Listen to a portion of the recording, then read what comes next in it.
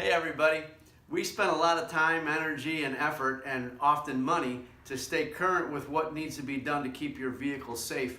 More importantly, to keep you safe inside your vehicle after you've had an accident, so we not only repair it correctly, but put it back on the road so everything works the way it's supposed to. This week I want to speak to you about child safety seats. Do you know that if you've been in an accident and you have child safety seats in your vehicle, there's a very good chance those seats have to be replaced? Here's the guideline put out by the federal government.